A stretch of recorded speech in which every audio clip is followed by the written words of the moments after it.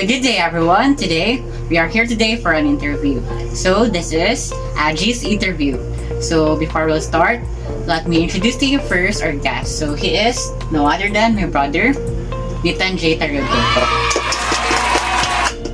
So Nitan J. Tarugo is my younger brother, but as you can see, he is much more bulkier than me. This interview has two segments. The first one is I will interview my brother, and the second one is he will interview me.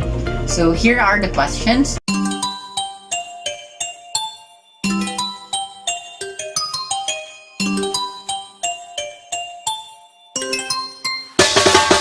So to start the first segment, let us now start. So for the first question, what is the biggest challenge in your life during this pandemic? The biggest challenges for me in this pandemic is adaptation of the new normal way of learning. Because in my case, I am a STEM student and there are hard subjects that I need to face, like general chemistry and pre-calculus, that I need to go study deeper in that subjects to learn. So for the second question, what can you say about COVID variants? Then, are you in favor of COVID vaccination? Why or why not? As we experience nowadays, COVID variants is literally scary to us because if we are not prepared, we might be infected at any time. So I am in favor of COVID vaccination because once we get the vaccine, it can lessen the chance of getting infected. Thank you. So he is in favor with the COVID vaccination.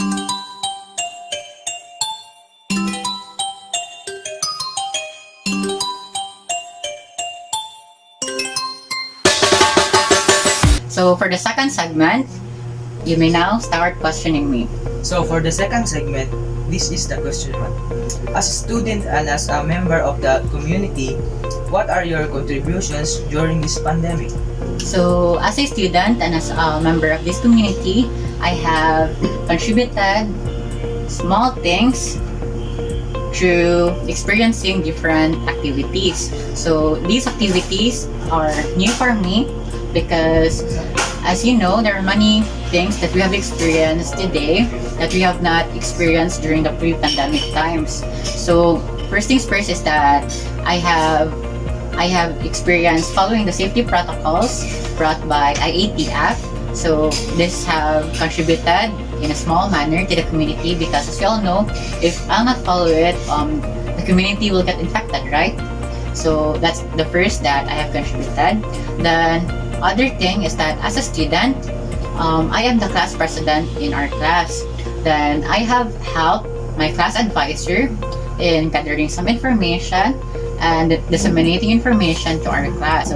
So I have included it because the pandemic started during our senior high school days.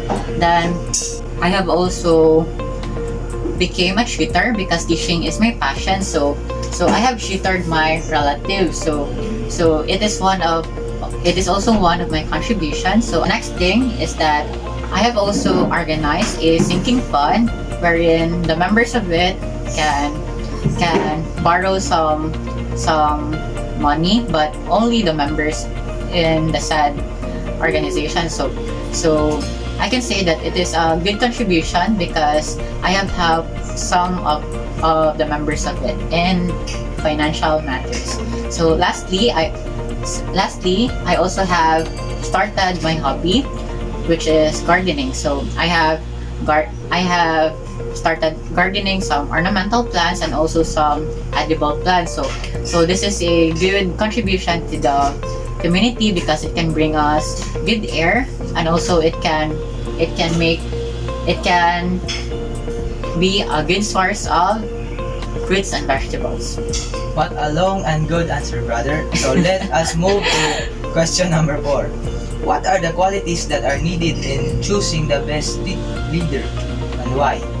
So in my perspective, if I'll consider someone as a good or best leader, they must possess the qualities of being resilient, being a good communicator, then being mentally tough, then being willing, and lastly, being accountable.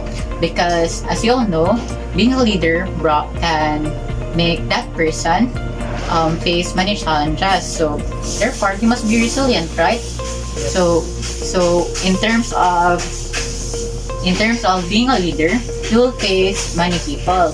So you must possess a good social skill. So therefore, you must be a good communicator. And lastly, why can I say that a good leader must be mentally tough, and he or she must be willing and accountable? Because as I have experienced during my senior high school days, I have been nominated as a candidate for a position in the Students Governance Association, or the SSG. Then during that time, I have really experienced some anxiety and some breakdowns, because I am not that willing for running, because during that time, one of my classmates just wrote my name without my consent. So I have really experienced anxiety, breakdowns, and other things during that time. So it was really a dark time for me, because being a leader is out of my character. So during that time, I realized that a leader must be accountable. He must be willing. I guess that's the qualities that a good leader must have for me to consider him as the best leader that I should choose. What a good answer about choosing the qualities of a good and best leader, brother. So let's proceed to socializing question. How can you be an effective communicator and a good listener? So being a good communicator and being a good listener comes along with each other, right? Yes. If you would want to become a good listener and good communicator, you must experience both, right? This is mainly because as you experience being listened to and being the one who sends the information, you will know how to improve yourself. But there are also some tips that I can advise to you if you'd want to become a good listener and become a good communicator. For the good communicator, you must be knowledgeable of what you are saying or what you are sending to your audience. Like for example, you are stating you are communicating about a topic. You must be knowledgeable about that topic for you to communicate well. Then the next thing is you must have a eye-to-eye contact with your audience. Then lastly, you must use body languages that are appropriate to the topic that you are communicating. Like for example, if you're communicating formally, then your body languages must be formal, right? Then to become a good listener, you must also listen well in terms of you must look to the eyes of the sender of the message, and then you must also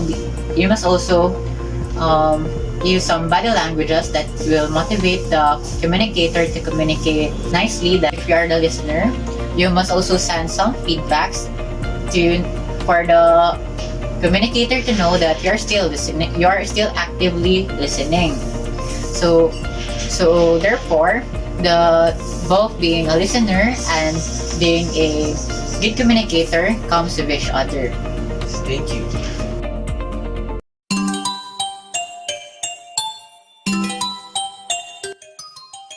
So I guess it's now how this interview ends, because we are running out of time. So again, this is my younger brother, Nitan J. Tarugo, and we are now saying our goodbye. So bye!